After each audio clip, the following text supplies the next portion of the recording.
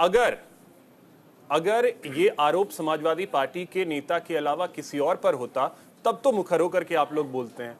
अयोध्या वाले मामले पे चुप रह जाते हैं, अब एक मामला आया है, इस पे भी अखिलेश यादव चुप है। अभिषेक जी, क्या चाहते हैं आप? क्या एसपी को फोन लगा के बोलें, क्या मुख्यमंत्री जी को फोन लगा के बोलें, क्या राज्यपाल के पास जाकर के बोलें, तभी कुछ बात बनने वाली है? कानून अपना काम करे, निष्पक्षता से काम करे, पीड़ितों को न्याय मिले। पीड़ित कोई भी पक्ष हो सकता है, उसको न्याय मिलना चाहिए। लेकिन क्या आपको न्यायिक व्यवस्था दिखती है?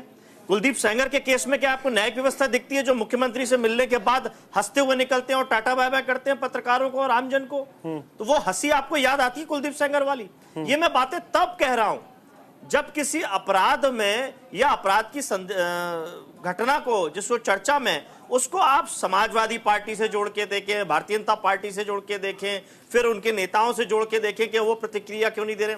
सुधांशु त्रिवेदी जी आज दिल्ली में जाकर के प्रेस कॉन्फ्रेंस कर रहे हैं और शायरियां कर रहे हैं, तब कहां चले गए थे ब्रजभूषण शरण सिंह के केस में?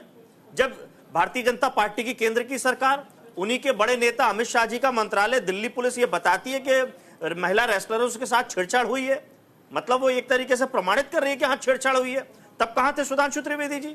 तब क्यों नहीं न्याय दिलाया? तो सवाल तो है कि उस टाइम में आप बोल रहे थे, इस टाइम में वो बोल रहे हैं। अभिषेक जी, यानी सिलेक्टिव चीजें तो हो रही है ना, इस चीज को स्वीकार करेंगे? अभिषेक जी, बात राजनीति के तौर पे तब हो रही है जब सरकार के लोग सवाल उठा रहे हैं, हम विपक्ष में हैं, हम आवाज उठाने की हमें आवश्यकता नहीं। जब गिरफ्तारी हो गई है तब तो बात न्याय की है, पीड़िता को भी न्याय मिलना चाहिए, जिसके ऊपर आरोप लग रहा है उसको भी न्याय मिलना चाहिए। तो संविधान कहता है, संविधान कहता है कि जब तक पीड़ित व्यक्ति नहीं कहलाएगा, जब तक कि उस पर आरोप सिद्ध ना हो जाए। अगर आरोप सिद्ध नहीं हुए, न्यायिक प्रक्रिया जो है, जो जांच की पूरी प्रक्रिया है, वो ठीक ढंग से होनी चाहिए।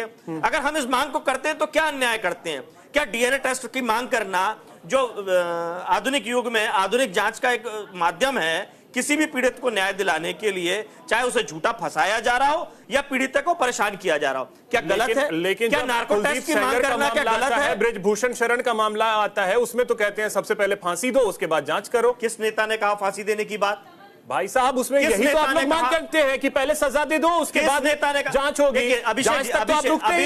अभिषेक जी, न्याय की बात तो मोदी और योगी सरकार में होती है, और न्याय कैसे होता है? बुलडोजर चला दीजिए, अगर वो उसका धर्म कोई है, उसकी जाति कोई है। यहां तो बुलडोजर भी लड़खड़ा गया है। क्यों?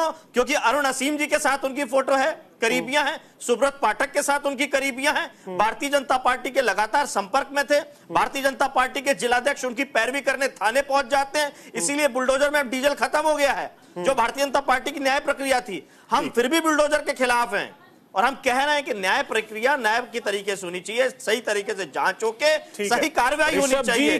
लोगों का न्याय पे विश्वास बना रहे, जांच पे विश्वास बना रहे।